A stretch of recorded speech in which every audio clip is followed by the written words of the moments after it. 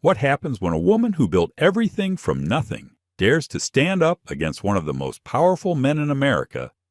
Imagine this, a black female CEO, sitting in the polished leather cabin of her own jet, reviewing a deal that could take her company global. Across from her, a billionaire whose smile hides a predator's intent. He belittles her, questions her worth, and plots to steal the empire she sacrificed her life to create. And then her hand connects with his face. One slap, sharp and defiant, echoing through the cabin. A private confrontation at 30,000 feet explodes into a battle that shakes the foundations of corporate America. But here's the question. Was it the biggest mistake of her life, or the beginning of her greatest fight? Would you risk everything, your career, your reputation, your safety to expose the truth? Or would you stay silent, knowing the system is stacked against you? This is not just a story about a slap. It's about power, prejudice, betrayal, and the relentless courage to fight back when the world demands your silence. Before we dive in, make sure to like this video, share it with someone who needs to hear this story, and subscribe to our channel because you won't want to miss what happens next. The cabin lights glowed soft gold, the hum of engines steady as the Gulfstream G700 sliced through the thin air at 30,000 feet.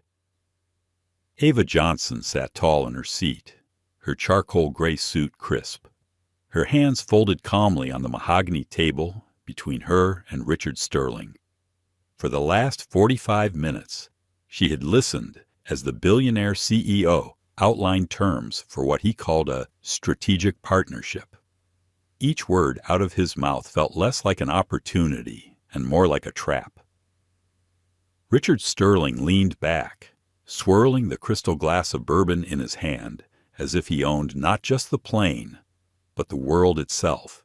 His silver hair caught the cabin lights, and his smile was the kind that never reached the eyes. He tapped the folder in front of Ava. "These are the updated terms," he said, his tone smooth, rehearsed. "Standard procedure. Nothing you need to overthink." Ava had read enough contracts in her career to know when language was poisoned.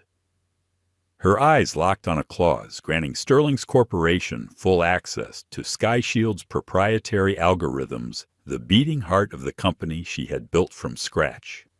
She lifted her gaze, calm, steady. "This is not what we discussed." Richard chuckled, leaning forward as if sharing a secret with a child. "This is how the game is played. You're brilliant, Ava.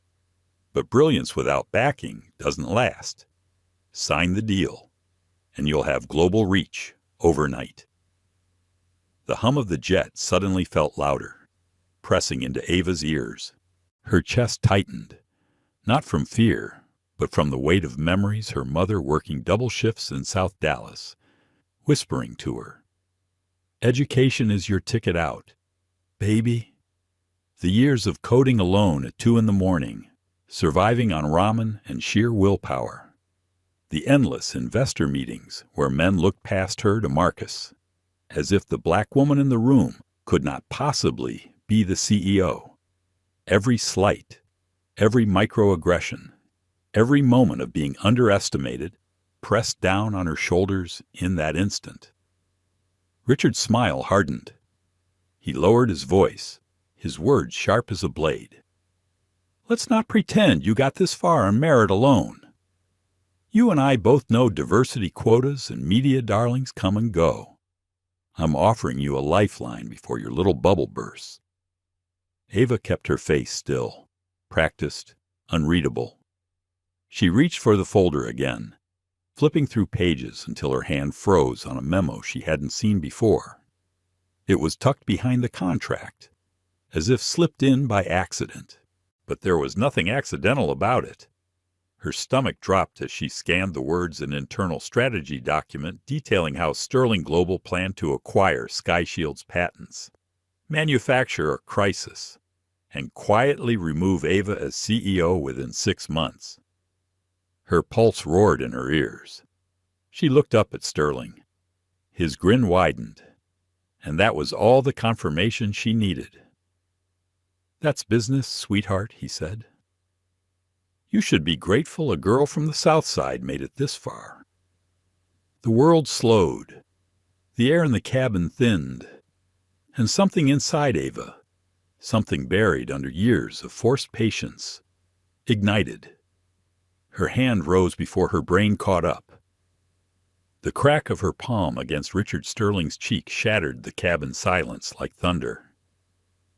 His head snapped sideways, his glass of bourbon spilling onto the white carpet. The sound echoed. The flight attendant gasped, frozen by the galley door. Marcus Lee, seated across the aisle, half rose to his feet, eyes wide, half horrified, half proud. Richard touched his cheek, disbelief flashing across his face. A thin trickle of blood appeared where his tooth had cut into his lip. Slowly, deliberately, he looked back at her. For 3 heartbeats, the world held still. Then he smiled, not the charming, polished smile he wore for cameras. This was the cold curl of a predator baring teeth. "You'll regret this," he whispered. His voice carried no volume, but it slashed through the quiet like a knife. 2 men in black suits, Sterling's private security, stepped forward from the rear cabin. Their hands hovered close to their jackets, where weapons might be hidden. Marcus moved instantly, his 6'4" frame blocking their path. "Back off," he barked, his voice steady, commanding. The men hesitated, exchanging looks. Ava's hand stung, her palm still burning from the impact. She hadn't planned it. Violence had never been her way. She believed in strategy, in control, in using her mind as the sharpest weapon. But something in Richard's tone, soaked with condescension and casual racism, had triggered a primal response she could no longer contain. She straightened, smoothing the front of her suit with deliberate calm. "This meeting is over," she said, her voice even, steady. "Captain, prepare to land at the nearest airport. Mr. Sterling will arrange his own transportation from there."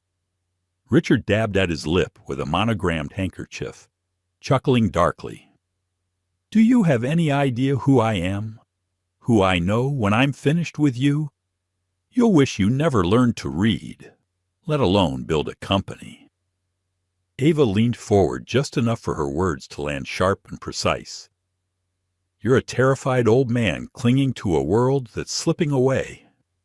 Get off my jet." For the first time. Richard's eyes narrowed, not with amusement, but with anger. His composure cracked. His voice dropped lower, colder. "When I'm done, you'll be nothing, less than nothing." The pilot's voice broke the tension over the intercom, beginning descent toward Portland International. Sterling rose, straightened his tie, and signaled his security team before stepping off the plane. He paused at the cabin door, his silhouette framed by the narrow exit. He turned back to Ava, his eyes burning with promise. "You'll regret this," he said again, "and regret won't even begin to cover it." The door shut behind him. The engines roared louder as the jet angled downward, slicing through clouds. Ava collapsed into her seat, her body trembling with adrenaline. She pressed her tingling palm against her thigh, grounding herself. Marcus sat slowly across from her, shaking his head in disbelief. "Holy hell," he whispered. "Ava, you just slapped Richard Sterling." Ava's lips trembled, but her voice came out steady. "He was going to steal everything anyway." She slid the damning memo across the table. Marcus read it quickly, his jaw tightening with each line. "This isn't just business," he muttered. This is war. The cabin felt smaller, suffocating. Outside, the jet pierced through layers of gray cloud, sunlight breaking in slivers. Ava stared out the window, her reflection staring back at her. For the first time in years, she wondered if she had just undone everything her life had been built for, or if she had finally chosen to fight back in a way that could never be ignored. Either way, nothing would ever be the same again. Ava Johnson hadn't always known the feel of leather seats on a private jet or the taste of champagne poured before takeoff. Long before Sky Shield Technologies became a name in boardrooms, she had learned the language of survival on the cracked sidewalks of South Dallas. Her earliest memories weren't of luxury, but of the buzz of fluorescent lights in the small apartment she shared with her mother. The walls were thin enough to hear arguments from neighbors, the smell of fried food and gasoline mixing with the warm air that drifted through broken windows. It was a neighborhood where police sirens became background music, where opportunity felt like something glimpsed through glass you couldn't touch. Her mother, Lillian Johnson, worked 2 jobs during the week and picked up shifts on weekends. Nursing aide by day, janitor by night. She wore tired eyes and calloused hands, but her voice carried determination. "Education is your ticket out.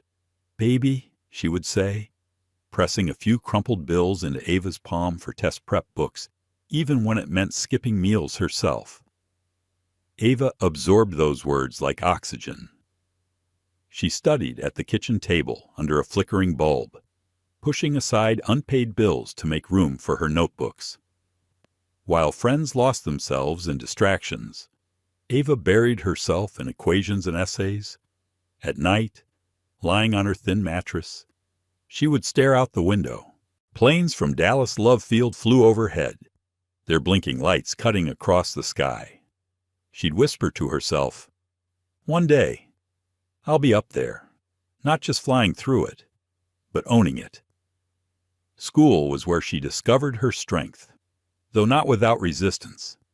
Teachers underestimated her, assuming the quiet black girl from South Dallas wouldn't make it past community college.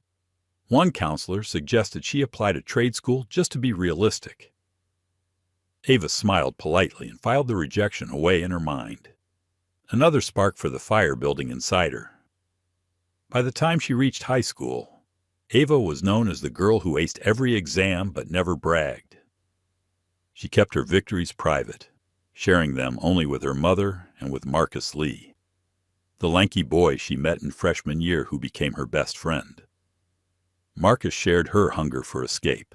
He wanted to be an engineer, and the two of them often sat on the hood of his beat-up car in a parking lot, watching planes land and dreaming out loud. "You think we'll ever get out of here?" Marcus once asked. Ava answered without hesitation, "Not think. No."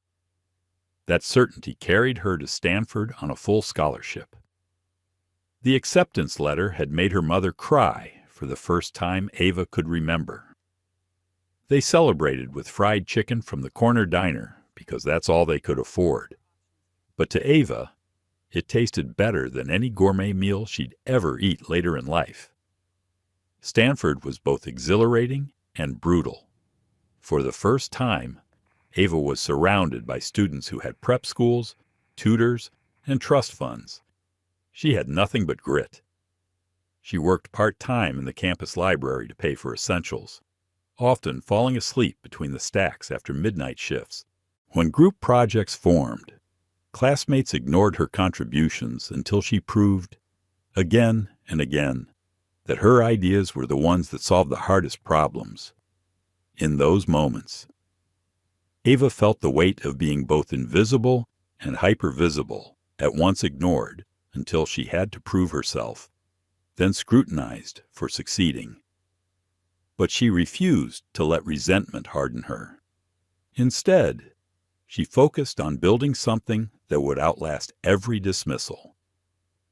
It was during her sophomore year that the seed for Sky Shield was planted. A break-in occurred in a nearby student apartment. The security system had failed, leaving her friend shaken and terrified.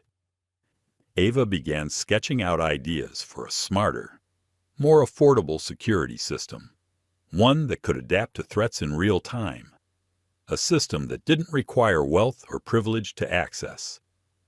She spent nights coding in her dorm room, the glow of her laptop, her only light.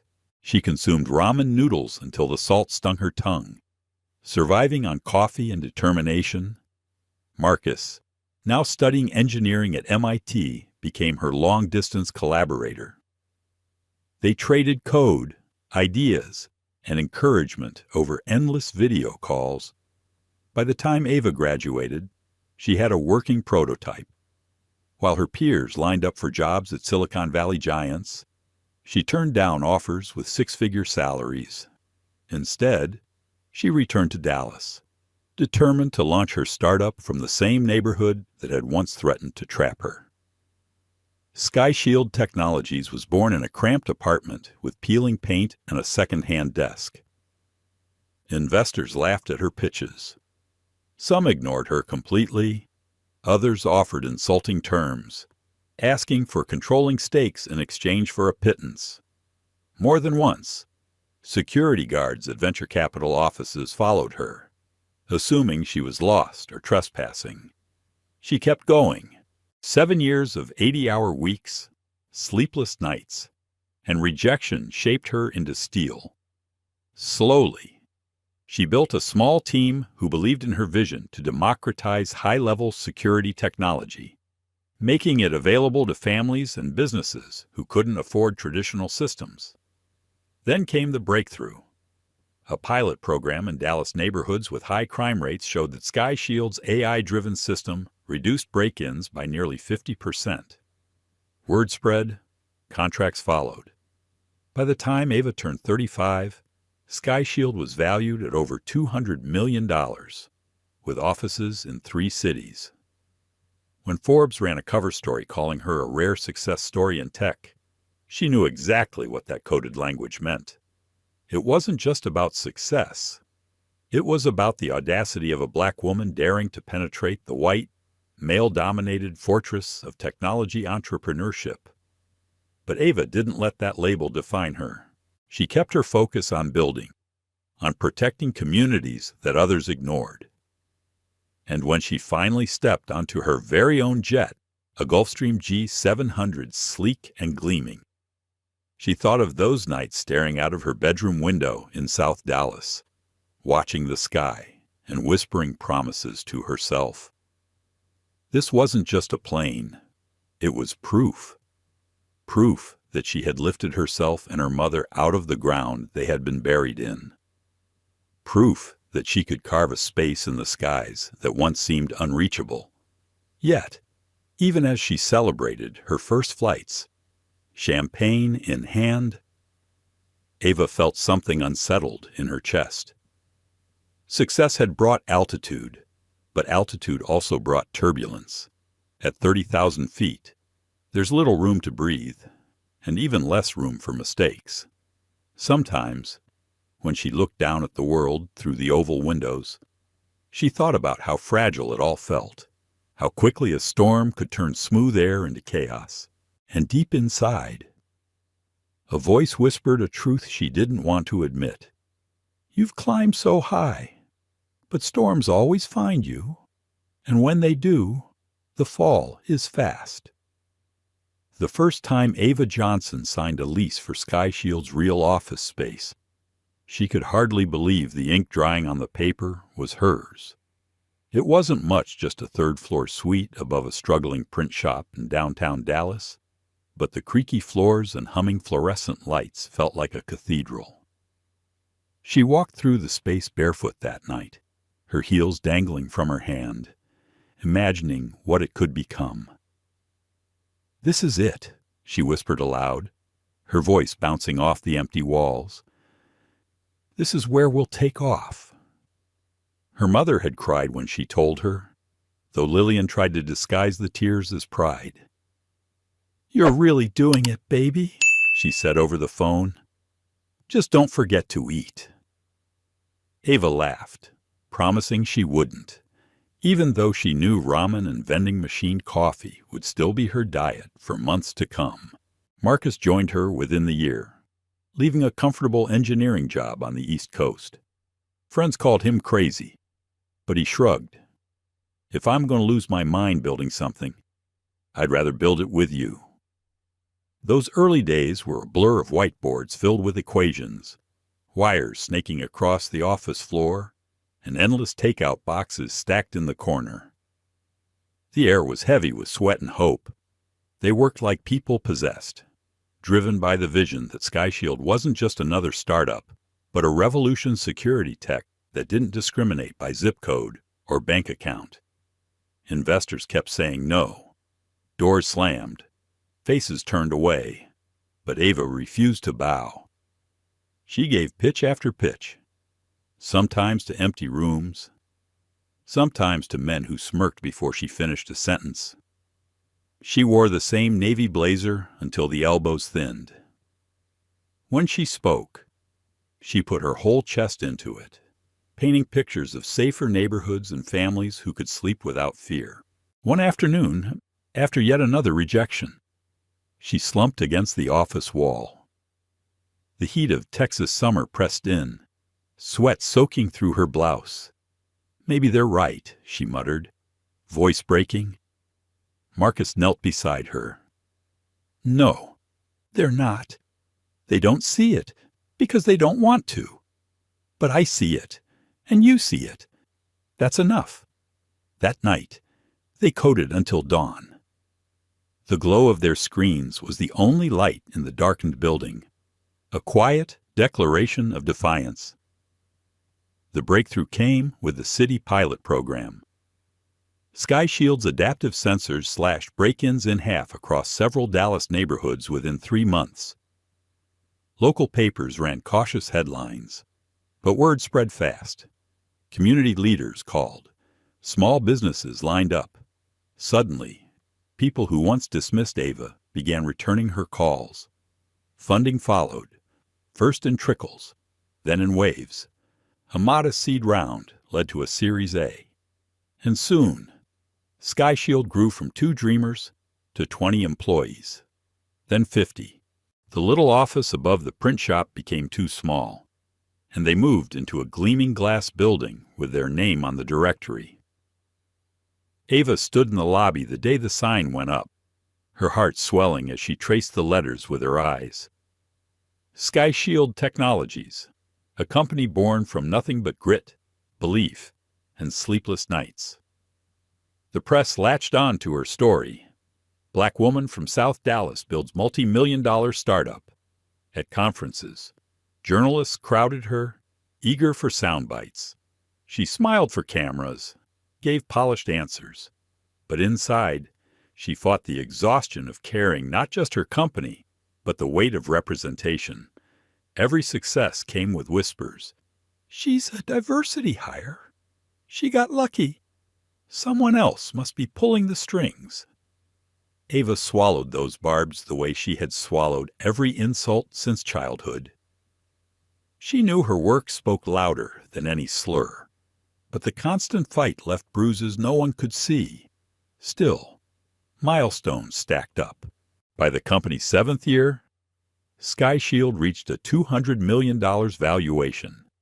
Contracts rolled in from across the country: corporations, hospitals, even schools.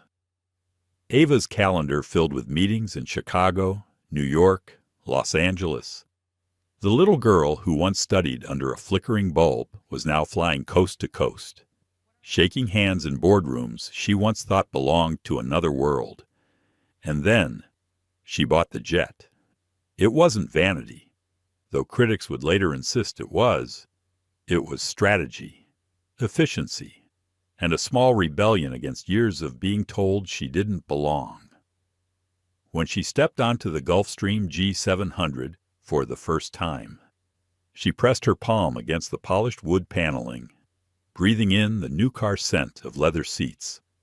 "This," Marcus said, dropping into one of the plush chairs, "is when we officially make it." Ava laughed, but her smile trembled.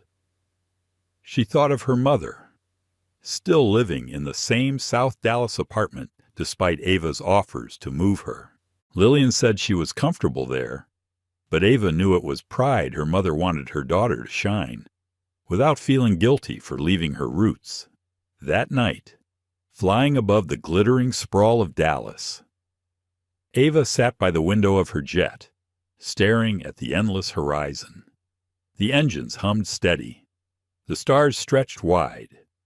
She thought about the first time she whispered her promise to herself as a child one day, "I'll be up there." And now she was. But altitude carried a strange loneliness.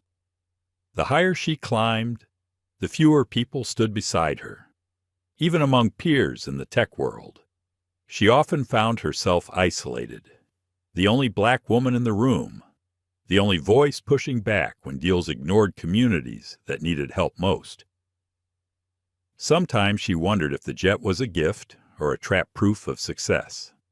Yes, but also a symbol of distance. Each mile in the air widened the gap between her and the world she came from. At night, she caught herself staring at her reflection in the cabin glass, asking questions she couldn't silence. Am I building a company for the people who need it most? Or am I building it for the people who can afford me? Am I still fighting for South Dallas, or just for the headlines? The doubts never stayed long. There was always too much work, too many deals, too many contracts to chase, but they lingered like turbulence, unsettling even in calm skies. Her mother noticed it before Ava admitted it. "You look tired, baby," Lillian said during a Sunday call. "Don't lose yourself in all that success. Remember why you started." Ava nodded, blinking against tears. She remembered. She always remembered. But memory was heavy when the world pulled her higher every day. The jet became her sanctuary and her prison. She held board meetings mid-flight, coded between cities, even caught fragments of sleep curled against the cabin wall. To outsiders, it was glamour. To Ava, it was survival, the only way to keep pace with the empire she was building. Yet even in her exhaustion, she felt something else hunger. A restless drive that told her this was just the beginning. Sky Shield wasn't meant to stay small. It was meant to scale, to protect millions, maybe billions. That ambition made her vulnerable. It was what Richard Sterling saw when he first approached, what he dangled before her like a golden lure. But that moment was still to come. For now. Ava pressed her forehead against the glass, watching the ground drift far below, her reflection gazing back at her with tired eyes. She whispered the words her mother once told her, as if reminding herself education was my ticket out. But courage is my ticket up.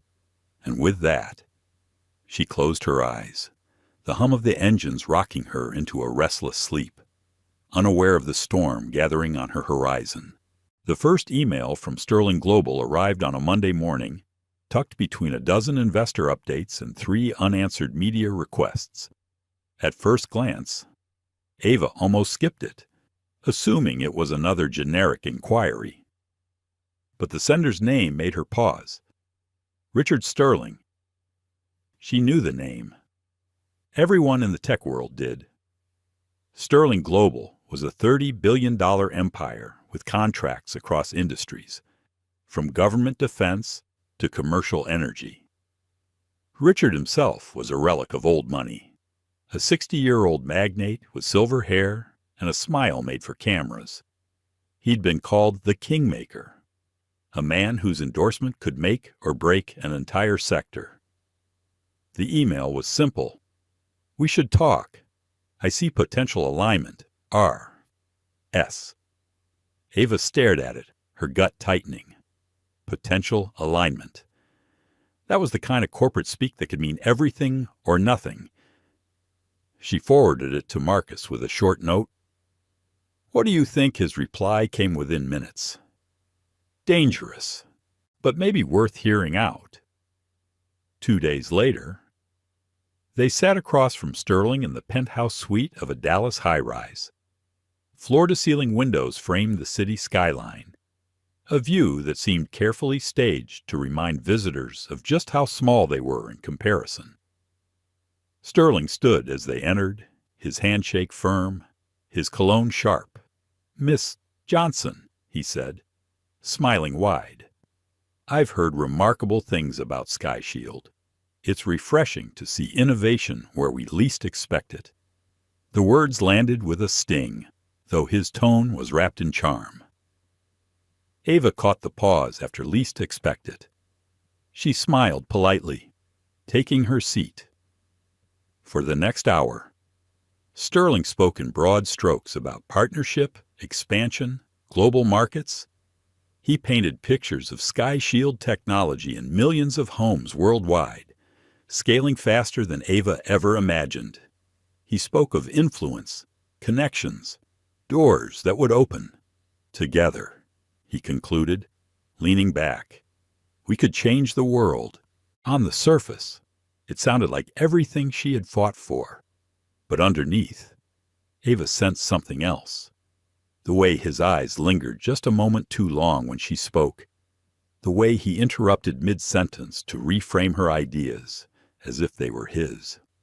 The way he kept referring to Marcus as the numbers man, even though Marcus was her COO, not her translator. That night, back at the office, Ava slumped into her chair, exhaustion weighing on her. "Something feels off," she told Marcus. He frowned. "I've heard rumors about Sterling. He's known for targeting minority-owned businesses, dangles partnerships, then swallows them whole." Ava rubbed her temples. "Rumors aren't facts." "No," Marcus admitted. "But patterns are. Just be careful." She nodded, though unease lingered like static in the air. The next meeting was on her jet, an idea Richard himself proposed. "Why don't we talk in the air, more private, fewer distractions," he had said with a smile. Ava hesitated, but agreed. The jet wasn't just transportation. It was her sanctuary, her hard-won space. If he wanted to step into her world, then so be it. When the day arrived, she made sure to arrive early, settling into the leather seat with her laptop open, contract drafts neatly arranged. As the engines hummed to life, sunlight streamed through the oval windows, glinting off the polished table. Richard boarded with his 2 security men in tow. He glanced around the cabin and smirked. "Quite cozy for a startup," he remarked, emphasizing the last word as if it were an insult wrapped in politeness. Ava bit back her irritation. "Cozy works just fine." The meeting began smoothly enough. Numbers, projections, legal language. But slowly, Ava noticed subtle shifts. Clauses that hadn't been discussed appeared in the contract draft Richard slid across the table. Terms granting Sterling Global unprecedented access to Sky Shield's core algorithms, provisions that could strip her control under certain conditions. "These terms are different from what we discussed," she said, her voice calm but firm. Richard waved a hand dismissively. "Standard legal language. Nothing to worry your pretty head about." Marcus stiffened beside her, but Ava's expression stayed neutral. She closed the folder gently. "Our legal team will need to review these changes." That was the moment his smile disappeared. Richard leaned forward, eyes narrowing. "Listen, Ava, let's not play games. We both know you didn't get here on your own merit. Diversity initiatives, press darlings, those things come and go. Without someone like me, your little empire collapses." The words sliced through the cabin. Ava felt a heat rise in her chest, a familiar storm building. She had endured years of microaggressions, of being underestimated, of being spoken over in rooms she built herself. But something about this moment, the dismissive tone, the entitlement in his voice, the utter certainty that he could erase her struck deeper. She reached for the folder again and found something she hadn't seen before. A memo, tucked behind the contract. Outlining Sterling Global's true intentions: acquire Sky Shield patents, manufacture a crisis, remove Ava as CEO within 6 months. Her stomach dropped. Her worst fears, printed in black and white. She lifted her gaze slowly, meeting his eyes. What is this? Richard didn't even flinch. He smiled, thin and cruel. That's business, sweetheart. You should be grateful a girl from South Dallas made it this far. The cabin air felt thin. Time slowed. Ava's palm connected with his cheek before she fully realized she had moved. The sound cracked through the silence, sharp and final. His head snapped sideways, blood trickling from his lip. Marcus rose halfway out of his seat. The flight attendant froze by the galley. Richard touched his cheek, then laughed softly, dangerously.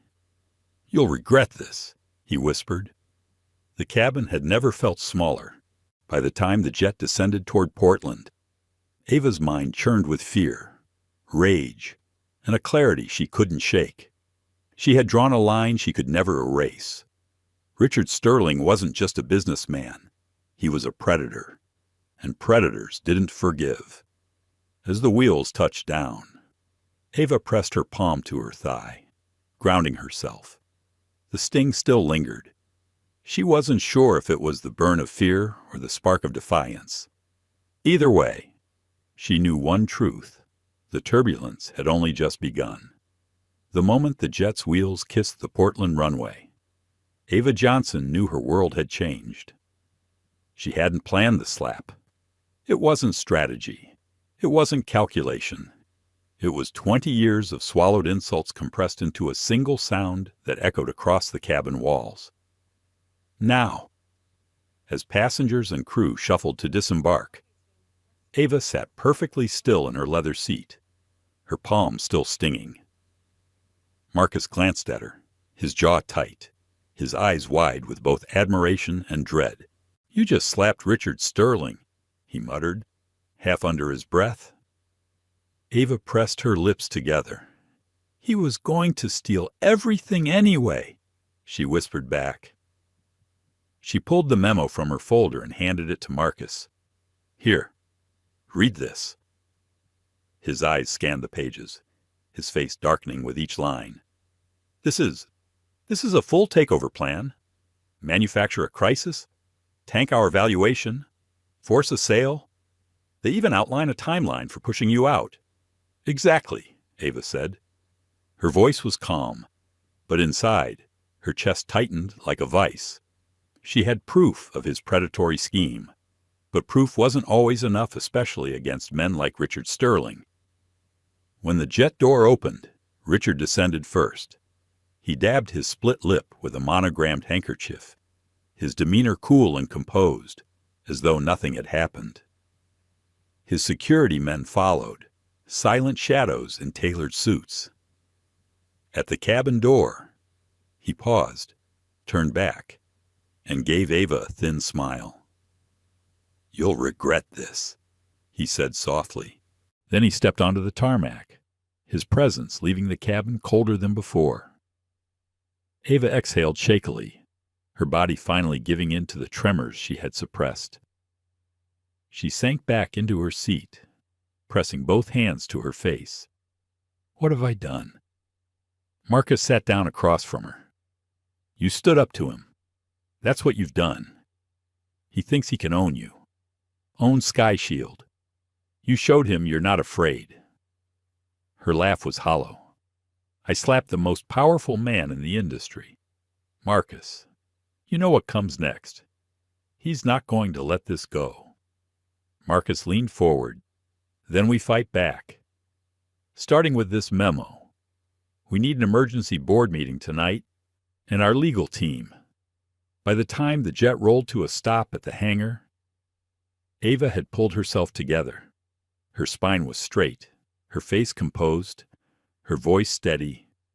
She would not give Richard Sterling the satisfaction of seeing her break, but she underestimated how fast his reach extended. News of the incident leaked before she even reached her hotel. A vague tweet from a so-called insider big confrontation between Ava Johnson and Richard Sterling today. Sources say it got physical. Within hours, business blogs picked it up, embellishing details without evidence.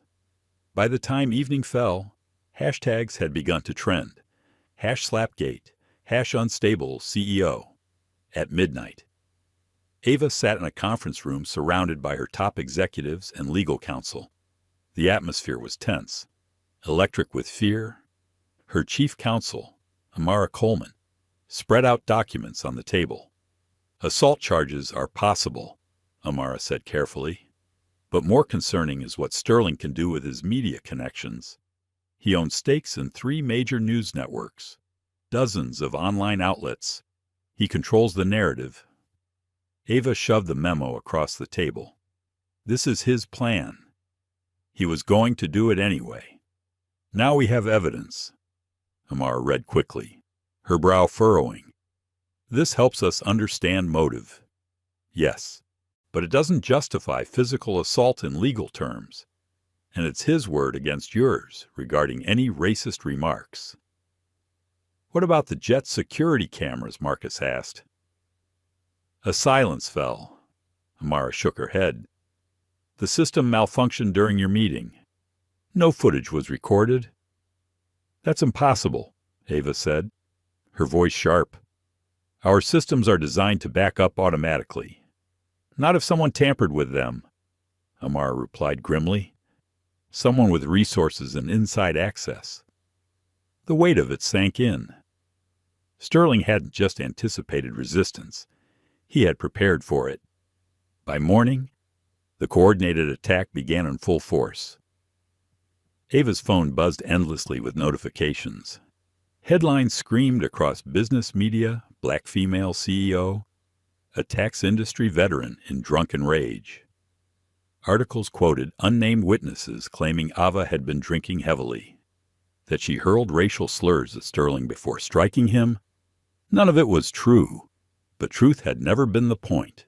Financial networks ran segments questioning her mental stability, looping her college photos for B-roll. One paper dug up an old costume party picture, stripping it of context to suggest bias. The story inverted reality, transforming her into both aggressor and bigot. SkyShield stock plummeted 32% before the markets officially opened. Investors called in a panic. Clients demanded explanations. By noon, 3 contracts had been suspended, pending leadership resolution. In her hotel suite, Ava stood by the window, staring at the city skyline blurred by rain. Behind her, Marcus paced, his phone buzzing with updates. "They were ready for this," he said. "Almost like they wanted you to slap him." Ava turned, her eyes red, but her jaw set. "Then we give them what they didn't prepare for. We fight back." But even as she said it, her phone buzzed again. This time, the message was chillingly direct first day down. "It gets worse. You can end this by resigning and selling to Sterling. Otherwise, everything burns. Your choice." Her stomach lurched.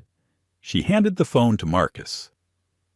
"They're using encrypted channels," he said after a quick glance. "Hard to trace, but I'd bet my life it came from Sterling's people." Ava's throat tightened. "He won't stop. Will he?" "No," Marcus said softly, "but neither will you." That night, Ava dreamed of falling. She was back in South Dallas, staring up at planes cutting across the night sky.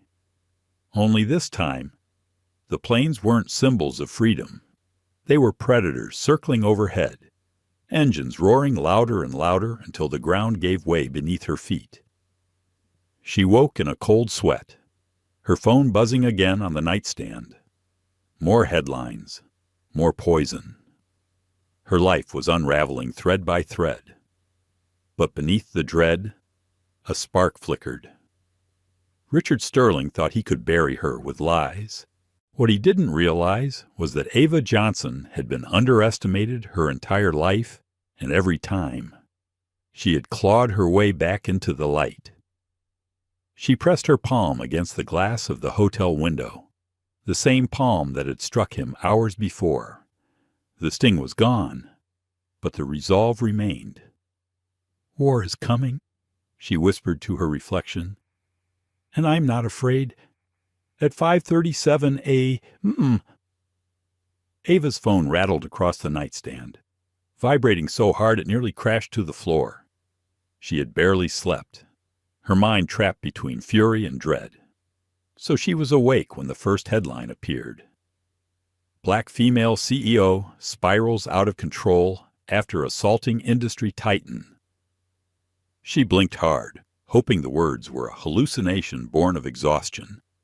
But another alert followed, and another. Sources say Ava Johnson drank heavily before slapping Sterling. Leadership in crisis can sky shield. Survive its erratic founder. Ava's chest constricted. With shaking hands, she opened the first article. There it was, a glossy smear piece, quoting unnamed witnesses claiming she had slurred words, stumbled in the cabin aisle, and shouted obscenities at Richard Sterling. They even alleged she had used a racial slur, an inversion so grotesque it made her stomach churn. "No," she whispered to the empty room. "That's not true. None of this is true." By the time Marcus burst into her hotel suite an hour later, the lies had metastasized. Cable news anchors dissected her supposed instability. Social media was a flood of hashtags. #crazyboss, #slapgate, #unfit to lead. Meme accounts mocked her face mid-speech at old conferences, twisting them into caricatures of rage. "They were ready for this," Marcus said grimly, tossing his phone on the table. "This isn't random gossip. It's coordinated. Sterling's pulling strings." Ava scrolled through her own phone. Her college photos were everywhere, pulled out of dusty archives. A picture of her at a Halloween party wearing a firefighter's hat was reframed as problematic. An image of her dancing with friends was cropped to make it look like she was intoxicated. It was character assassination with surgical precision, and the stock market reacted in kind.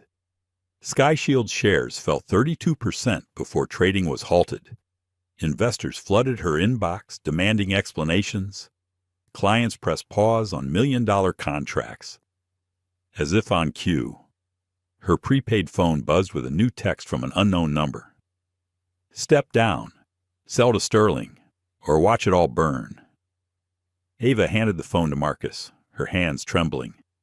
"He's behind this." He scanned it, jaw clenched, encrypted, hard to trace, but it came from inside Sterling Global. "I guarantee it."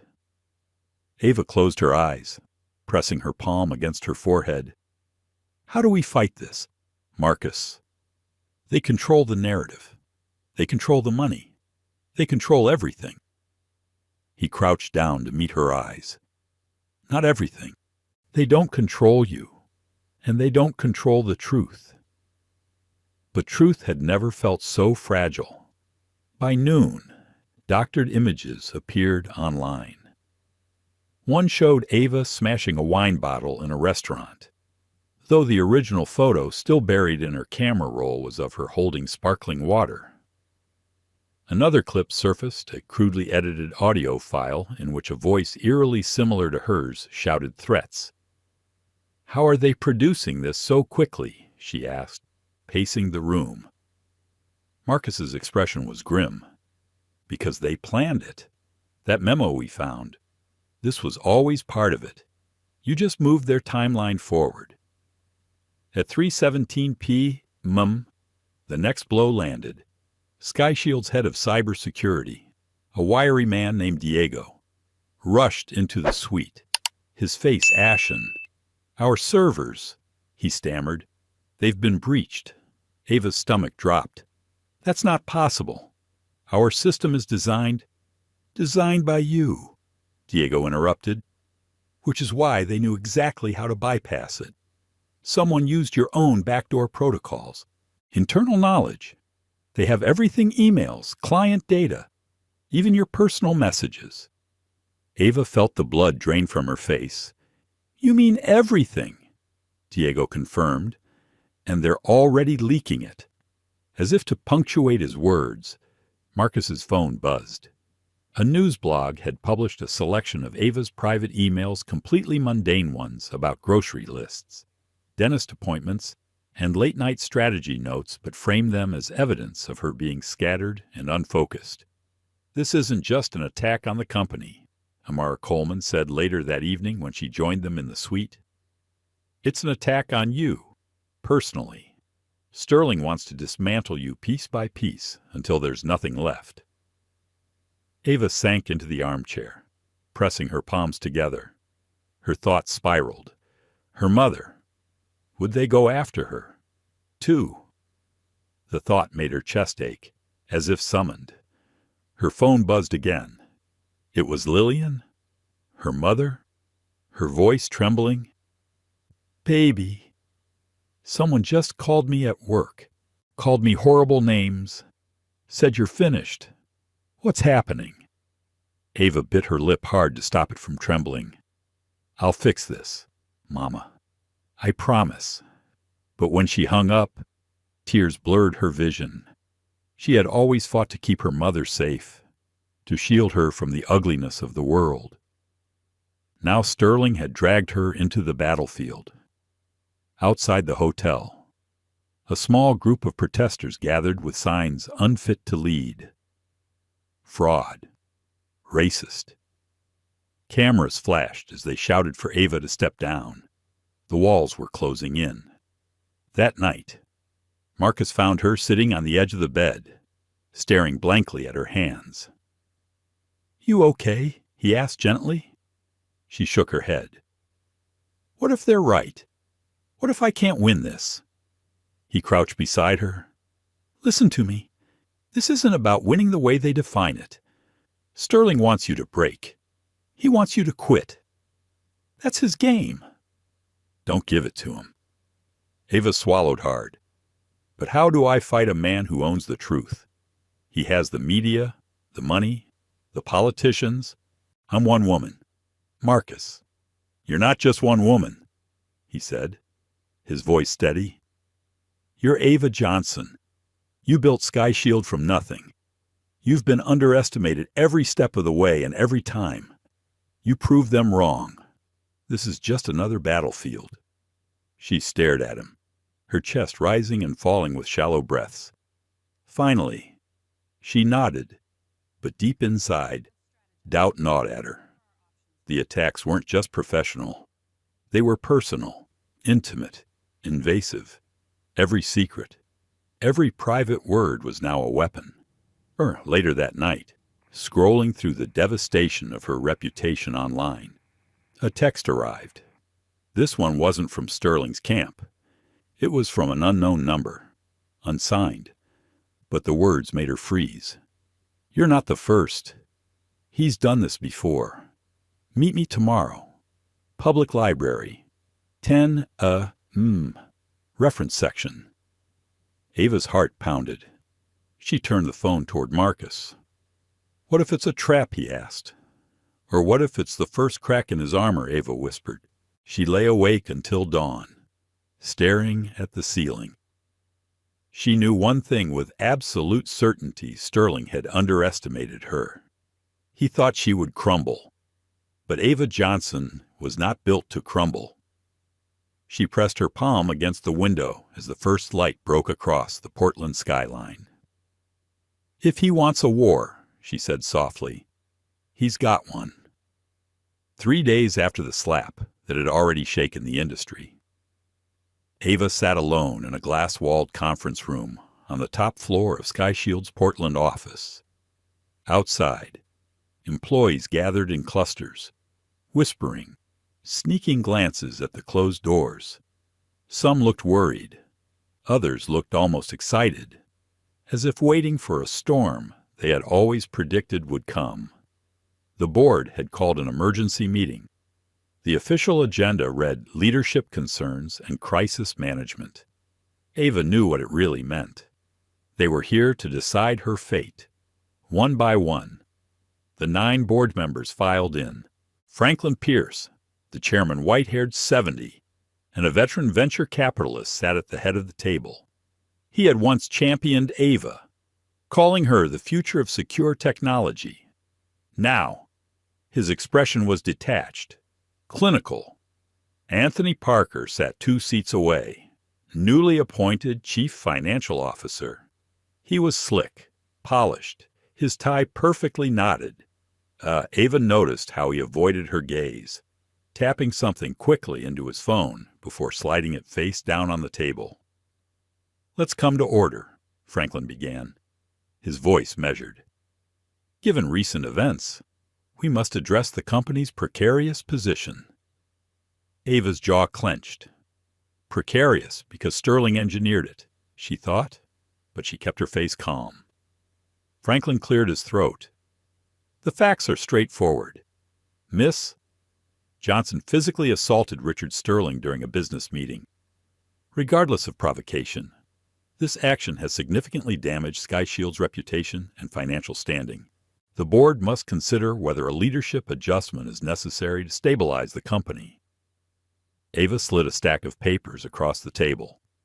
"Before we discuss leadership, I suggest you all read this." The directors glanced down. It was the memo she had found on Sterling's jet, the Smoking Gun, a detailed plan to acquire Sky Shield's patents, force her out as CEO, and rebrand the company under Sterling Global within 6 months. "This is his playbook," Ava said, her voice steady. "He never wanted partnership. He wanted to gut us, manufacture a crisis, devalue our stock, force a fire sale. You think this is coincidence? He's done it before." Victoria Zhang, one of the younger board members, adjusted her glasses. This could be interpreted as standard acquisition language. "Companies discuss contingencies like these all the time," Standard Ava shot back. "There's nothing standard about planning to destroy your own partner's valuation. There's nothing standard about targeting me personally." Anthony Parker cleared his throat. "With respect, Ava, we only have your word for Sterling's alleged comments. The memo doesn't prove racism. It doesn't prove conspiracy. It could simply be an aggressive strategy document." "Are you calling me a liar?" Ava asked quietly.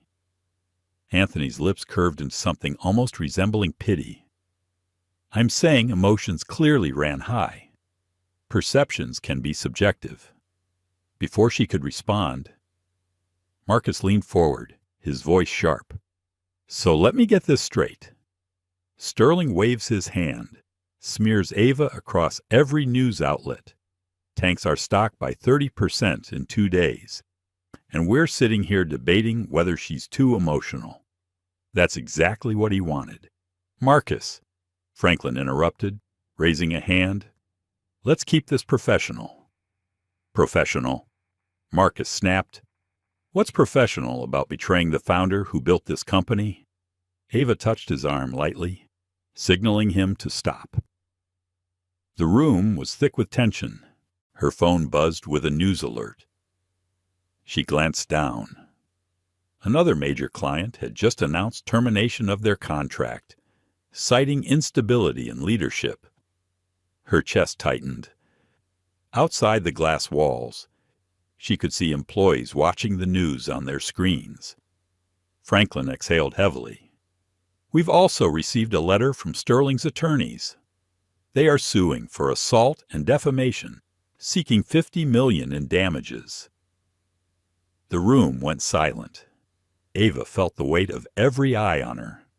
"That lawsuit," Franklin continued, "combined with investor concerns and client departures, puts us in a dangerous position. For the welfare of the company, we need to consider a temporary leadership change." Ava stood slowly, her voice calm but resolute. I built this company from nothing. I navigated racism, sexism, underfunding, and ridicule. And now, because I wouldn't let a powerful white man steal my life's work, you want to remove me. If I were a white male CEO who pushed back against corporate piracy, would we even be having this conversation? Silence. No one dared answer. Franklin cleared his throat again. We'll take a 15-minute recess before we vote. As the board members filed out, Ava remained standing by the window. Her hands trembled, but her face remained composed. Marcus followed her into her office. She collapsed into her chair, her mask cracking for the first time. "They're going to do it," she whispered. "They're going to hand Sterling everything." Marcus crouched beside her. "Then we expose them, every single one of them." Before she could respond, voices drifted from the hallway. Ava froze, realizing Anthony Parker was speaking in hushed tones to another executive. She stepped closer to the door, her heart pounding.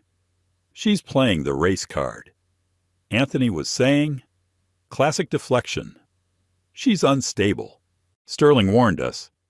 Ava's stomach turned. She backed away silently, bile rising in her throat. She had suspected Anthony wasn't loyal. Now she had confirmation. "Back in her office," she told Marcus. His expression hardened. "I had him investigated. His resume left out one key detail: he worked for a Sterling subsidiary 5 years ago." "Why am I just hearing this now?" Ava demanded. "The investigator just confirmed it this morning. And there's more. Anthony had dinner with Sterling last night." The betrayal sliced deeper than any headline. Anthony had been Sterling's plant all along. When the board reconvened, Ava sat with new awareness. How many others had divided loyalties? How many had already been compromised? The vote was swift 7-2 in favor of removing her as CEO. Only Marcus and Denise Walker, a quiet, reluctant board member, dissented. "This takes effect immediately," Franklin announced.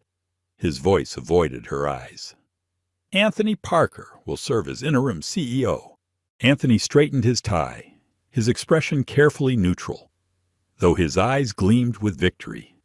Security entered the room, a standard protocol for ousted executives. Ava rose, her face composed, her movements deliberate. She collected her folder, her pen, her dignity. Outside the building, reporters swarmed. "Miss Johnson, did you make racist remarks before striking Mr. Sterling? Is it true you've had previous violent incidents? Are you seeking rehab for anger management?" Ava said nothing. Cameras flashed. Questions battered her from every side. Marcus pushed through the crowd, guiding her into a waiting car. Inside, silence pressed in. She stared out the window at the building she had designed, the company she had birthed, now in the hands of her betrayers. That night, in her apartment, the harassment escalated. Reporters lingered outside. Her email overflowed with hate messages. Anonymous calls flooded her phone, some threatening violence. Rain lashed against the windows. Ava sat in darkness, her head in her hands. "Maybe I should quit," she whispered to Marcus during their nightly call. "They're destroying everything. My mother, my reputation, my company. Maybe Sterling wins." "No," Marcus said firmly. "That's what he wants. You don't give him that." After he hung up, Ava sat in silence.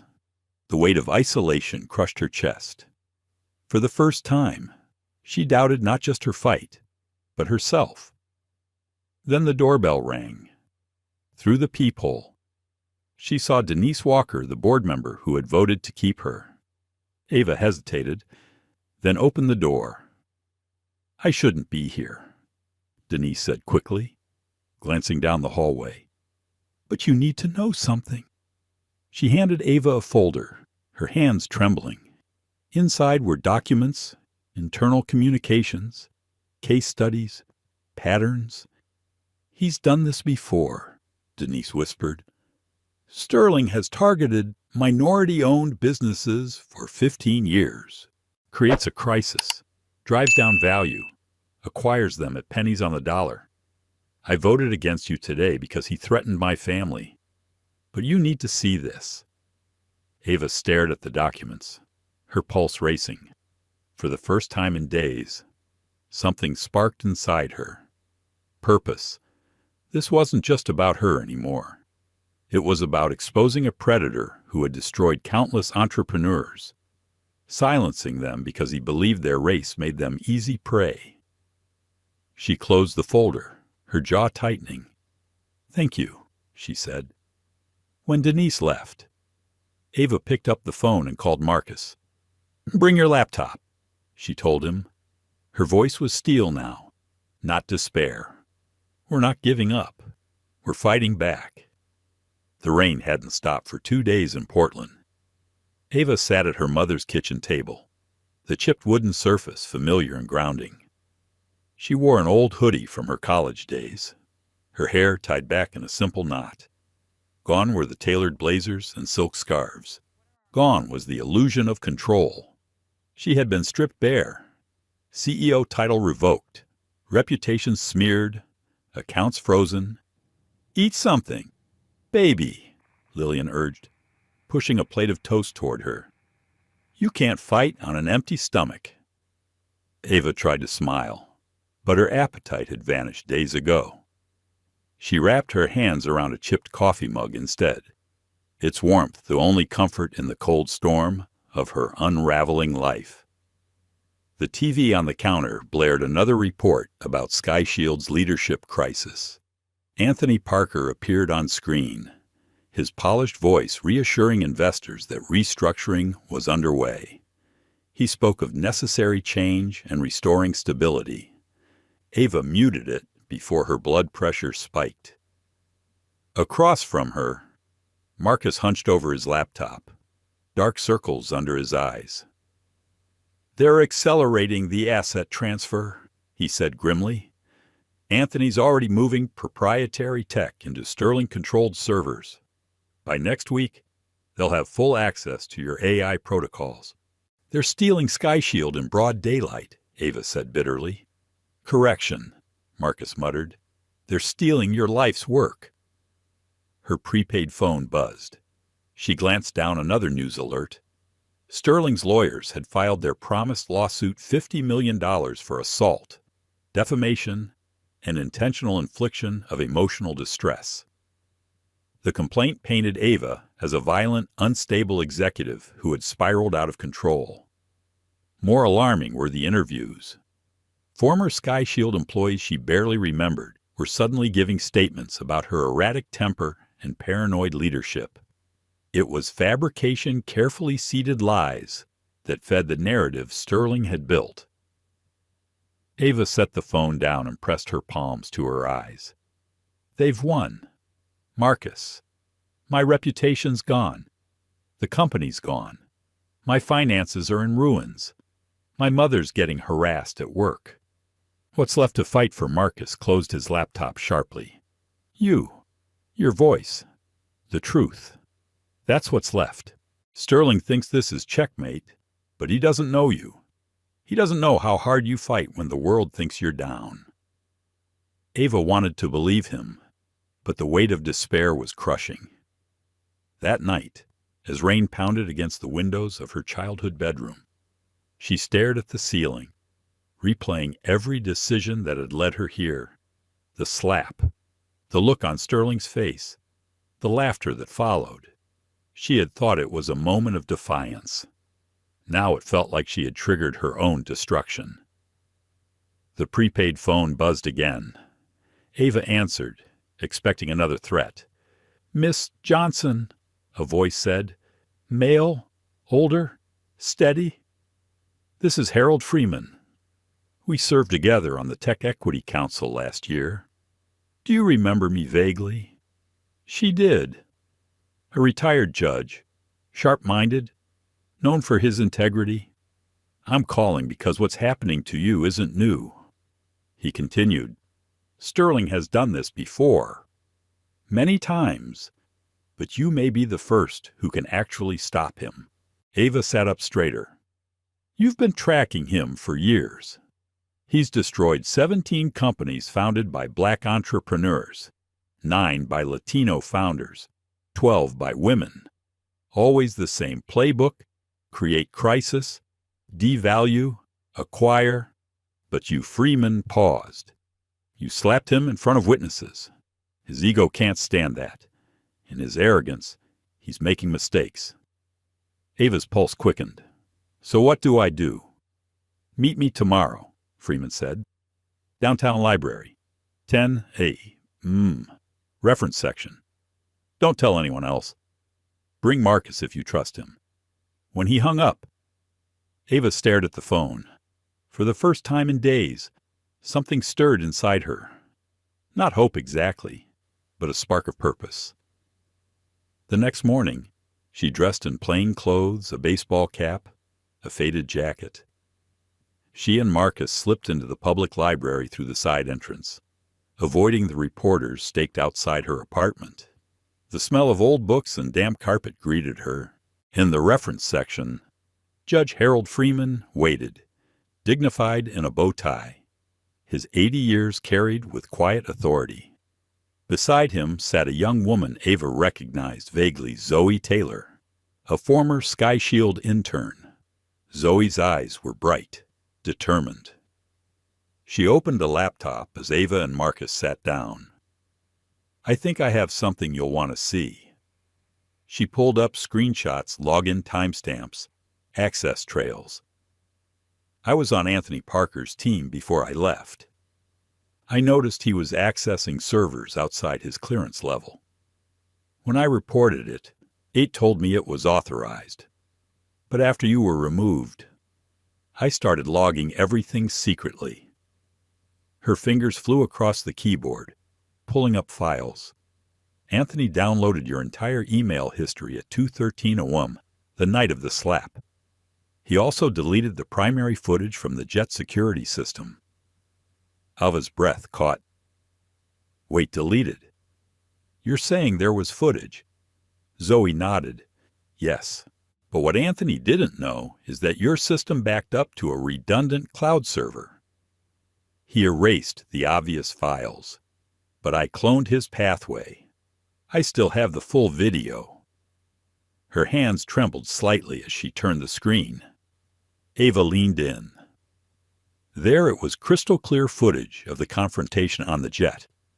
Richard Sterling's words, every racist comment, every explicit threat, and her slap context and all. Ava's eyes blurred with tears she refused to shed. This changes everything. Not if it stays buried, Freeman cautioned. Sterling controls media outlets and has judges in his pocket. He'll bury this faster than you can release it. Then we don't release it through the usual channels, Ava said, her voice hardening. We go unconventional. Freeman nodded slowly, approval in his eyes.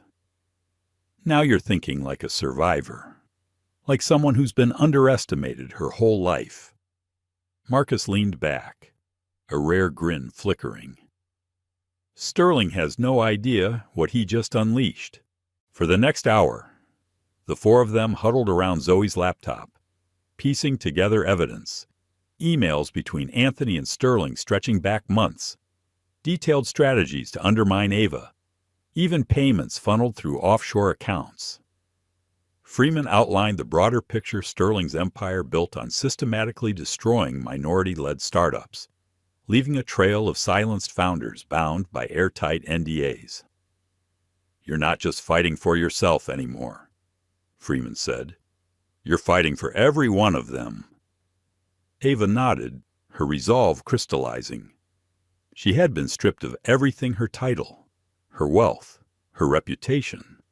But here, in the quiet stacks of a public library, she found something Sterling couldn't touch: her fire. They weren't victims anymore. They were a coalition. That night, back at her mother's kitchen table, Ava spread out the documents Denise Walker had given her alongside Zoe's evidence. The rain still fell outside, but for the first time, Ava didn't hear it as despair. She heard it as cleansing, as renewal. "Sterling thinks he's already won," she said softly, almost to herself, "but he has no idea what's coming." Marcus looked up from his laptop, eyes burning with loyalty. "Then let's make sure he finds out." The following days blurred into a rhythm of secrecy and strategy. Ava no longer operated from Sky Shield's gleaming headquarters, but from the basements and back rooms of borrowed spaces, quiet coffee shops that stayed open late, empty church halls offered by sympathetic friends, Judge Freeman's study lined with law books that smelled faintly of dust and wisdom. It was here, in Freeman's home, that the first true meeting of Ava's resistance took shape. Around the dining table sat 6 people: Ava, Marcus, Freeman, Zoe, Amara Coleman, the lawyer who had quietly defied Sterling's narrative, and Sophia Rodriguez, an investigative journalist known for exposing corporate misconduct. Each had risked something simply by being in that room. Freeman leaned forward, clasping his hands. "This is no longer just about saving Sky Shield. It's about exposing a pattern of predation that spanned over a decade. Sterling believes minority-led businesses are easy prey. He thinks their founders lack the resources, the connections, the resilience to fight back." He glanced at Ava. "He underestimated you." Sophia tapped her pen against a notepad. "I've tried to go after him before. Every lead disappeared. Victims settled. Evidence vanished. I was warned off more than once." She fixed her gaze on Ava. "But what you have, that footage, those emails, it's gold. The kind of evidence that doesn't just tell a story. It cracks it wide open." Amara nodded. "But we need strategy. Sterling has media influence, political connections, and endless funds. If we move too soon, he'll crush it. If we wait too long, he'll finish gutting Sky Shield." Zoe's fingers hovered over her laptop keys, her eyes fierce. "Anthony's panicking. I've been monitoring his encrypted communications through the back door I set up. He's accelerating the asset transfer, but he's sloppy. Every time he moves data, I leave a trail he doesn't see. We'll have proof of corporate theft within days." Ava exhaled slowly, absorbing their words. The weight of leadership pressed heavy on her shoulders, but it was no longer the lonely weight of isolation. For the first time since the slap, she wasn't standing alone. Still, the doubts clawed at her. That night, long after the others had left, she found herself pacing Freeman's living room, unable to sit still. Marcus approached, leaning against the doorway, arms crossed. "You're doing it again," he said gently. Carrying it all yourself, second-guessing every step, wondering if you're about to lead everyone off a cliff." She stopped, staring at him. "Maybe I am. If I push too hard, if I misstep, Sterling won't just ruin me. He'll ruin them too. Freeman's reputation, Zoe's future, Sophia's safety." My mother Marcus stepped closer, his voice steady. "And if you do nothing, he keeps ruining people anyway. He destroys more founders. He makes you the cautionary tale. Don't fight, or you'll end up like Ava Johnson." "Is that what you want? To be his example?" Her throat tightened. She hated that he was right. "No," she whispered. "I want to be the warning shot." The next morning, they reconvened. Zoe projected a digital whiteboard onto Freeman's wall, mapping out their strategy. 3 vulnerabilities in Sterling's empire had emerged first, Freeman said, pointing to one node financial irregularities, offshore accounts, payments to consultants who specialize in manufacturing crises. Follow the money, and we prove intent. Second, Amar added, the pattern of discrimination. 27 cases so far, all showing minority-owned companies targeted using nearly identical tactics. That's not opportunism, it's systemic bias. And third, Sophia said, her pen tapping again, whistleblowers. I've got 2 Sterling executives willing to talk anonymously, but if we can get one to go public, it changes the game. Ava studied the board. We don't need to destroy him with one blow. We just need enough cracks to make the whole structure unstable. Public doubt, investor panic, regulatory attention. Once the tide turns, he won't be able to hold it back. Zoe grinned faintly. And the footage from the jet. That's the dagger. We hold it until the right moment. The plan was set in motion. Sophia released her first article, a carefully worded piece questioning the official narrative. It didn't accuse Sterling directly, but it asked why a respected CEO like Ava Johnson would suddenly implode without cause. It hinted at inconsistencies in the story, at the suspicious speed of the smear campaign. The reaction was mixed. Many dismissed it as damage control, but a seed of doubt had been planted. Civil rights groups began tweeting under the hashtag #HashTruthBehindTheSlap. Industry insiders whispered that Sterling's story didn't quite add up. Meanwhile, Zoe's monitoring revealed more. Anthony was in constant contact with Sterling, sending updates about Ava's movements, about which executives were wavering, about legal maneuvers. Zoe captured every exchange, archiving them securely in multiple locations. Anthony's nervous. She reported one evening. Sterling's pushing him hard, but he's afraid the truth will leak. He doesn't trust anyone. Good, Ava said. Let paranoia eat him alive. Still, danger loomed at every turn. Late one night, Marcus returned to his apartment to find Anthony waiting with Sky Shield's head of security. We know what you're doing, Anthony said coolly. You can still walk away. Tell Ava to step down quietly before people get hurt. Marcus recorded the entire exchange on his phone, his voice calm as he replied, Threats don't scare us, but they'll bury you. The recording joined their growing arsenal of evidence. Every day was a battle. Ava dodging reporters, her mother dealing with harassment, the team working under constant fear of surveillance. Yet through the exhaustion and fear, something fierce grew inside Ava, a resilience she hadn't known she possessed. One evening, after hours of planning, she stepped outside Freeman's house into the cool night air. The city lights glittered distantly, blurred by drizzle. Marcus joined her, hands shoved into his pockets. You look different, he said softly. Different how? Like someone who stopped doubting whether she belongs in the fight. Like someone ready to go to war. Ava stared at the horizon, her reflection faint in the wet pavement. For weeks, Sterling had painted her as unstable, irrational, weak. She had almost believed it herself. But standing here, with her allies, with evidence mounting, she felt the truth. She was still Ava Johnson, and she was not finished. War it is, she murmured. Inside, Zoe called out from her laptop. You'll want to see this. They crowded around. On the screen, encrypted messages from Sterling's own headquarters appeared.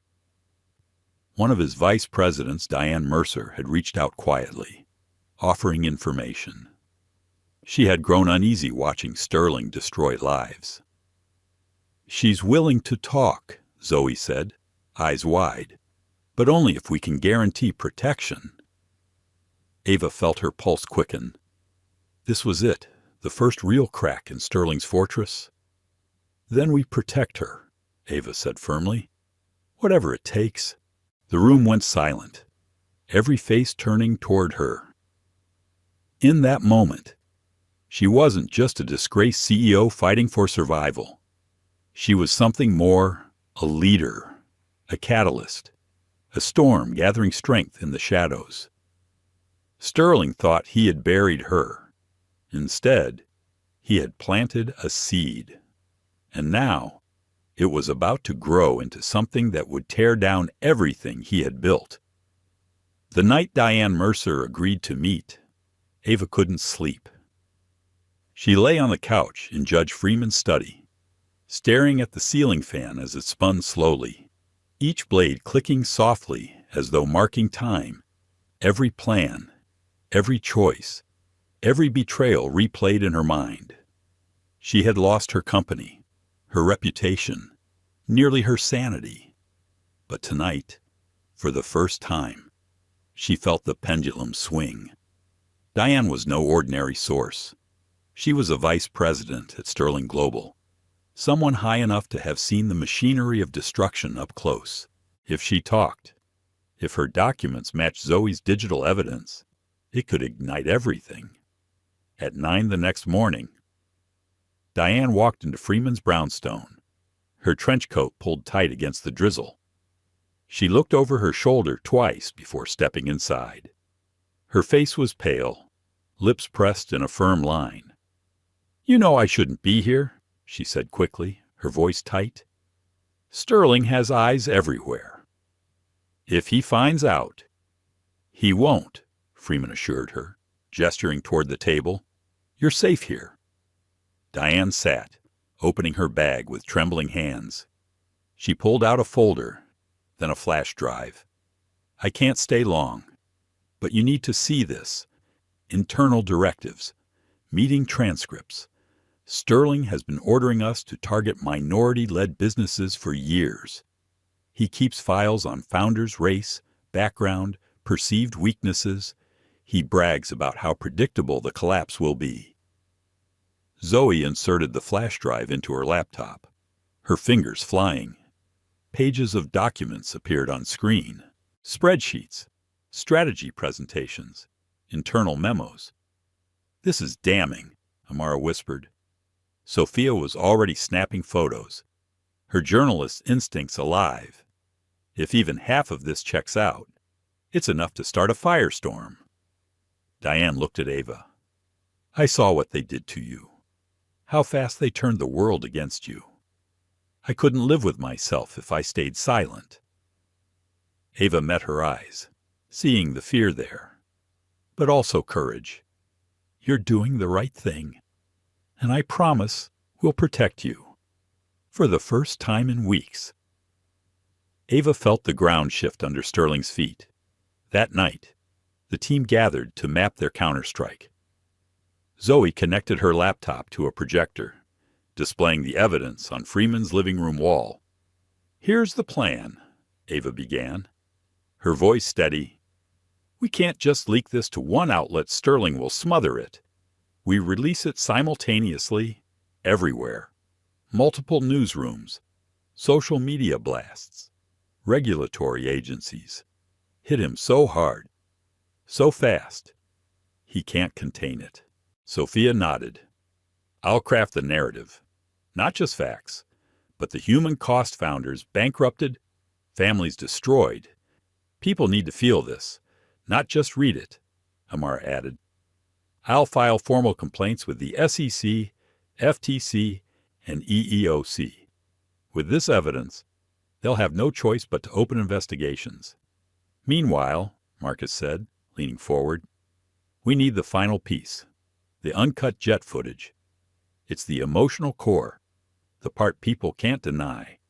Right now, only Zoe's copy exists, but if we can retrieve the original from SkyShield's secure servers, it'll be undeniable." Zoe's eyes gleamed. "The backup is in the main security hub. Anthony thinks he deleted everything, but the redundancy I built means it's still there. The problem is access. It requires physical authentication inside SkyShield headquarters. I still have my old credentials," Marcus said. "They might work." Ava shook her head. Too dangerous. They're watching you. Which is why I won't go alone. Marcus replied. His tone left no room for argument. The room fell into silence. They all knew the risk, but they also knew there was no victory without it. 2 nights later, Marcus and Amara approached Sky Shield headquarters just before midnight. The building glowed coldly under floodlights, its glass facade reflecting the empty streets. Using an old employee access card, Marcus led Amara inside during a shift change, when guards were least attentive. They moved through corridors Ava herself had once designed, the sterile walls now hostile. Inside the security hub, Amara kept watch while Marcus worked quickly, entering codes only a founder would know. The server hummed, resisting for a moment before unlocking. He found the folder Jet Footage, Backup Redundancy. His heart raced as he copied the files onto an encrypted drive. Suddenly, footsteps echoed down the hall. Voices, guards. Amara's eyes widened. We need to move now. They slipped out a side door just as 2 guards turned the corner. Marcus's pulse hammered in his ears. But when they stepped into the night air, clutching the drive, he allowed himself a grin. Got it, he whispered, back at Freeman's. Ava watched the footage play across the screen. Sterling's voice filled the room, smug, venomous, dripping with racism. Every word crystal clear, every threat undeniable. Then her hand striking his face, the slap echoing like thunder. A hush fell, even though they'd all known what it would show. Seeing it, hearing it, made it real. Sophia exhaled slowly. This is the end of him. Ava's chest tightened. She remembered how her palm had stung that day, how shame had crept in with the satisfaction. But now, seeing it again, she understood that slap wasn't the beginning of her downfall. It was the beginning of his. Tomorrow, Ava said, her voice steady. We launch. The plan moved into motion at dawn. Sophia's exposé went live across multiple outlets simultaneously, packed with documents Diane had provided, Zoe's digital evidence, and survivor accounts from founders who had finally broken their silence. The footage was uploaded to multiple platforms. Time to go public at once. Within minutes, it was trending worldwide. Hashtags exploded #slap, the truth. #Sterling exposed. #I stand with Ava. News anchors scrambled. Networks breaking into scheduled programming. The footage played again and again, Sterling calling Ava a girl from the ghetto, mocking her achievements, bragging about destroying minority founders. Then the slap, the moment that reverberated far beyond that private jet. By noon, Sterling Global stock had dropped 12%. By 3, it was down 20. Analysts called it the beginning of a corporate freefall. But the backlash was more than financial. Former employees, emboldened by the revelations, flooded social media with their own stories. A Latina founder Sterling had crushed 5 years earlier described the exact same tactics Ava had endured. A black engineer detailed how Sterling had ordered him sidelined from major projects. The pattern was undeniable. Regulators announced preliminary investigations. Politicians issued statements condemning Sterling. Civil rights leaders demanded accountability. For the first time, Ava wasn't on the defensive. Sterling was, but victory came with shadows. That evening, as Ava returned to her mother's apartment, a black SUV idled near the curb. 2 men inside watched silently as she walked to the door. "They're watching me," she whispered to Marcus on the phone. "Of course they are," he replied grimly. "That means we're hurting him. Inside." Her mother clasped her hands. "You're making enemies, baby." Ava kissed her mother's forehead. I've always had enemies, but now I'm making them afraid. That night, Zava sat with Marcus, Freeman, Zoe, Amara, Sophia, and Diane. She looked around the room and felt a strange calm. She had been stripped of her power, dragged through humiliation, nearly broken, and yet, in this moment, she was stronger than she had ever been. Sterling had underestimated her.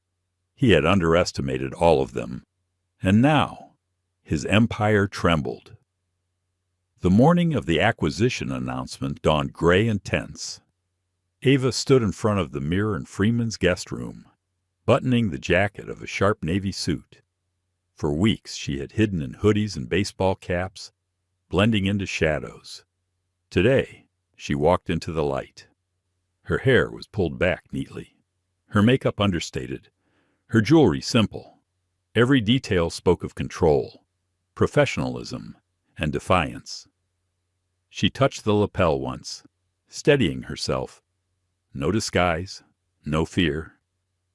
"This isn't just about me," she whispered. "This is for everyone he's ever broken." Downstairs, Marcus, Zoe, Amara, Sophia, and Freeman were waiting. Diane, too, pale but resolute.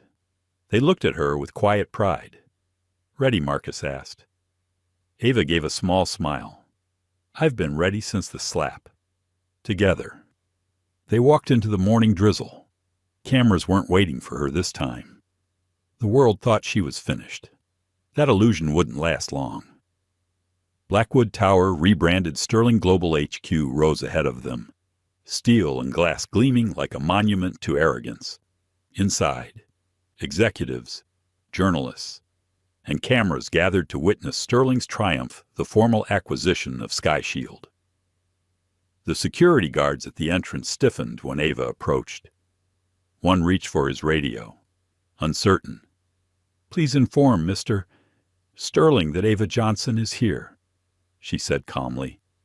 "He'll want to see me." After hurried whispers and nervous glances, they let her through. To deny her entry would raise more questions than Sterling wanted.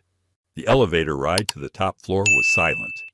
The group crowded together in tense anticipation. Zoe clutched her laptop. Sophia had her recorder ready. Amara held a folder thick with filings. "Whatever happens in that room," Freeman said softly, "remember you have already won. He just doesn't know it yet." The doors opened into the penthouse conference hall. Floor-to-ceiling windows displayed the Portland skyline. Rows of chairs faced a stage, where a podium stood ready. Reporters mingled, their conversations hushed as they spotted Ava. It was like time froze. Coffee cups stopped mid-air. Eyes widened. Fingers scrambled for phones. Ava walked forward steadily, her allies flanking her like an honor guard. At the front, Anthony Parker's face drained of color. "Miss Johnson," he stammered, "this is a private event. You weren't invited." "I invited myself," Ava replied, her voice carrying across the room. "Seeing as you're selling my company today, I thought I should attend." Murmurs rippled through the crowd. Reporters shifted, sensing the real story was unfolding before them. "There's nothing to discuss," Anthony said sharply. "The board approved the acquisition. The documents are signed." "Interesting," Ava said, tilting her head. "I'd love to see those documents, especially since a federal court just issued an injunction halting any sale of Sky Shield pending investigation into corporate espionage and racial discrimination." She held up her phone, displaying the judicial order Amara had filed and won only hours earlier. The room erupted. Reporters shouted questions. Executives whispered in alarm. "That's absurd." Anthony sputtered. "Completely fabricated." "About fabrication," Ava cut in, nodding to Zoe. "Let's clear up what really happened." Zoe plugged her laptop into the presentation system. The screens around the room lit up. playing the uncut jet footage. Sterling's voice filled the hall, mocking Ava, calling her a girl from the ghetto, sneering at her achievements, threatening to steal Sky Shield. Then came the slap, loud and sharp, followed by Sterling's sinister promise of ruin. Silence blanketed the room. 3 seconds stretched like eternity. Then chaos. Reporters surged forward, typing furiously, cameras flashing. Executives exchanged panicked looks. Some shook their heads in disbelief. "That's fake," Anthony shouted desperately. "Doctored federal forensics have authenticated it," Amara said coolly. "And we have more." The next slide appeared emails between Anthony and Sterling, conspiring to sabotage Ava. Payment records funneled through offshore accounts. Internal memos from Diane showing Sterling's systemic targeting of minority-led businesses.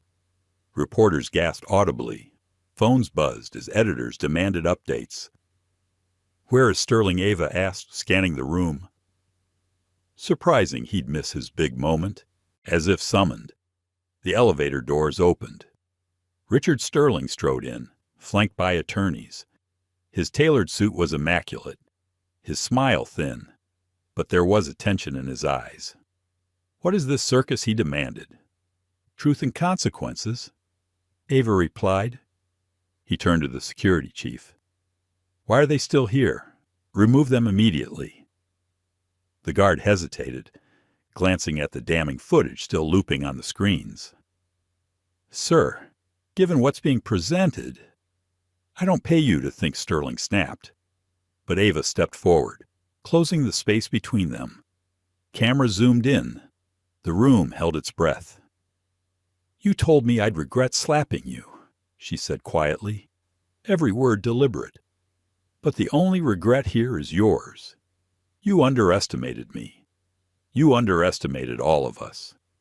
You thought my race, my gender, my background made me easy prey. You've been doing it for years, destroying lives, crushing dreams. But today, Richard, the world sees you for what you are." Journalists leaned closer, recording every syllable. Sterling sneered, "Your delusions don't interest me. This publicity stunt changes nothing." His phone buzzed. He glanced at the screen, and for the first time, his mask cracked. Panic flickered. Ava smiled faintly. "Bad news from your board?" she asked softly. "Or maybe from the market, your stock's down 17%. Since this morning." Reporters erupted again, shouting over each other. Sterling barked orders at his attorneys, but the noise drowned him out. Then the conference room doors opened, and a woman in a dark suit strode in, flanked by federal agents. She held up a badge. "Richard Sterling," she said clearly. "I'm Special Agent Diana Chen with the FBI. We have warrants to search these premises and question you regarding allegations of corporate espionage, racketeering, and discrimination in business practices." The cameras swiveled to capture Sterling's face as the agents closed in. "This is outrageous," he thundered. "Do you know who I am?" "Yes," Agent Chen said coolly, "and that's why we're here." As Sterling was led away, Anthony tried to slip toward a side exit. 2 agents intercepted him, his face crumpled, his carefully groomed composure collapsing. Reporters surged toward Ava. Questions flew. "Miss Johnson, how did you get this evidence? Did Sterling really target other minority founders? What happens to Sky Shield now?" Ava raised her hand, commanding silence. Her voice was steady, her gaze unwavering. "What you saw today is not just about me. It's about a system that has crushed minority entrepreneurs for decades. Sterling thought my identity made me weak, but it made me strong. Strong enough to fight back. Strong enough to stand for every founder he's silenced. To those who have been broken by men like him, your stories matter. Your work matters. And justice is still possible." Applause broke out, not from her team, but from journalists, staffers, even a few executives who had once doubted her. The sound swelled, rolling through the room like a tide. For the first time since that slap on her jet, Ava felt the world shift back toward her. She wasn't just surviving anymore. She was winning. When the conference ended, Ava and her team walked out together into the drizzle. Reporters swarmed, cameras flashed, and hashtags trended by the minute. But Ava hardly noticed. She looked up at the gleaming tower Sterling had built on the backs of those he'd destroyed, and she knew his empire was falling. The world moved fast after the showdown. Within hours of Sterling's arrest, news outlets across the country carried the footage of the jet confrontation and the subsequent takedown at Sterling Global headquarters. Cable networks looped the slap again and again, but this time it wasn't framed as a disgrace. It was reframed as a spark. For weeks, Ava's name had been synonymous with scandal. Overnight, it became synonymous with defiance and resilience. Hashistan, with of a surge to the top of social media. Civil rights leaders invoked her name at rallies. Editorials described her as the woman who slapped a billionaire and shook the system. But while the public cheered, Ava herself felt the weight of unfinished battles. The day after Sterling's arrest, Horizon's board fractured, embarrassed, and leaderless without Anthony met in emergency session. For the first time since her removal, Ava walked back into the company auditorium. Hundreds of employees filled the seats, some who had stood with her, others who had turned their backs, and many who simply hadn't known what to believe. She stepped onto the stage, microphone in hand, and looked out over the sea of faces. Silence hung in the air. "Thank you for being here," she began. "I know the last few weeks have been hard for all of us. You've read headlines, seen lies, watched our company drag through chaos. Some of you doubted me. Some of you supported me quietly. Some of you walked away. I understand all of it." Her voice softened. "But today, we start again." She explained the board's decision. She was reinstated as CEO effective immediately. Applause rippled, hesitant at first, then swelling to a standing ovation. Marcus, seated in the front row, clapped hardest of all, his grin wide. Even those who had wavered rose to their feet, swept by the tide of relief and vindication. "But this isn't about me," Ava continued, her tone firm. Sky Shield was targeted because of who founded it, because a black woman dared to innovate in a field men like Sterling thought belonged to them. He thought my identity was a weakness. He was wrong. It's our strength. She paused, meeting the eyes of her team, her employees, her allies. "We're not just going to rebuild Sky Shield. We're going to lead a movement. No founder, no entrepreneur should ever face what we've faced. Not again. Not ever." The cheers that followed shook the walls.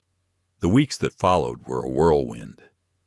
Sterling Global's stock collapsed as regulators froze assets and investigators unearthed decades of predatory acquisitions. Sterling himself, stripped of his usual insulation, faced a 37-count federal indictment: wire fraud, racketeering, discrimination, conspiracy. Anthony Parker, too, was charged, his polished corporate mask replaced by mugshots that splashed across headlines.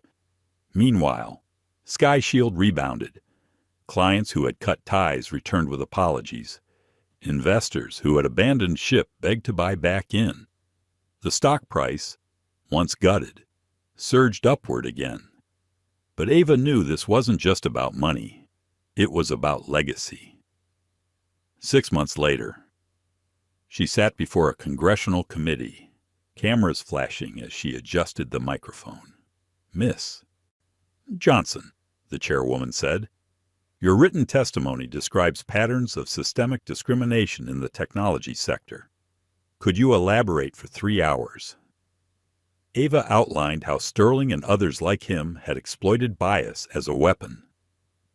She detailed the statistics Zoe had compiled, the cases Diane had revealed, the lives destroyed. She didn't just speak for herself. She spoke for dozens of founders who had been silenced before her. Across town that same day, Richard Sterling sat grim-faced as prosecutors presented their evidence to a grand jury. The man who had once ruled with unchecked power now faced the real possibility of decades in prison. That evening, Ava returned to her hotel room exhausted but hopeful. She called her mother, who answered with a warm smile.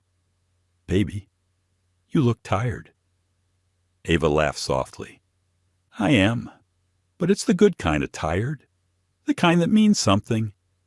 "I'm proud of you," her mother said, "not just because you fought back, but because you made it bigger than you. You turned your fight into everyone's fight." Ava's eyes misted. She thought back to the little girl in South Chicago, watching her mother work 3 jobs, telling her education was her way out. She had never imagined that someday her fight would help light a way for others. 1 year after the slap, Ava stood on a stage at the National Museum of African American History and Culture. The room was packed with entrepreneurs, investors, journalists, and community leaders. Behind her, a screen displayed the logo of a new initiative, the Equity and Innovation Coalition. "Today," Ava said, "we launch a $50 million fund to support minority entrepreneurs. Legal aid, financial support, mentorship. Too many have been silenced, too many innovations stolen. That ends now." Applause thundered. Around her stood dozens of other founders, some who had been Sterling's victims, now united in purpose. She raised her right hand, the same one that had struck Sterling in the face. A year ago, this hand delivered a slap. Today, it delivers a promise that no one will have to fight alone again. The crowd rose to its feet, the ovation echoing like a roar. Later, in her office, Ava placed a framed document on the shelf Sterling's guilty plea. He had accepted a deal, 7 years in prison, hundreds of millions forfeited to a victim compensation fund. It wasn't enough to undo the harm he'd caused, but it was accountability. On her desk sat a wooden plaque her mother had given her, carved with Maya Angelou's words, "You may encounter many defeats, but you must not be defeated." Ava touched it lightly, feeling the truth resonate. Her journey had begun with humiliation, with loss, with a moment of rage on a private jet. Sterling had believed it would be her undoing. Instead, it became her beginning. She had rebuilt not just a company, but a movement. She had turned her pain into power, her isolation into coalition, her slap into a symbol that outlived the man who provoked it. Ava Johnson would forever be remembered not as the woman who lost everything, but as the woman who refused to stay silent, the woman who proved that courage could reshape the future. And as the sun set over the city skyline, she smiled. Her fight had become everyone's fight, and it was only the beginning. And so, what began as a single act of defiance on a private jet became something far greater. Ava Johnson's slap was never just about anger. It was about dignity, about refusing to let a powerful man strip her of her life's work because of her race, her gender, or his arrogance. She paid the price. She was humiliated, betrayed, dragged through lies and chaos. But in the end, she turned that moment of rage into a movement for justice. She exposed the truth, reclaimed her company, and lit a path for others who had been silenced for too long. Her story reminds us that discrimination isn't just in whispered insults or boardroom microaggressions. It's in systems designed to break people before they can rise. And it reminds us, too, that courage always comes at a cost. But sometimes that cost creates change that outlives us all. So, the next time you witness injustice, ask yourself, will you stay silent? Or will you stand up even if the world tries to tear you down? If this story moved you, please hit that like button. Share this video with someone who needs strength today. And don't forget to subscribe to our channel for more powerful true stories that reveal the fight for justice in unexpected places.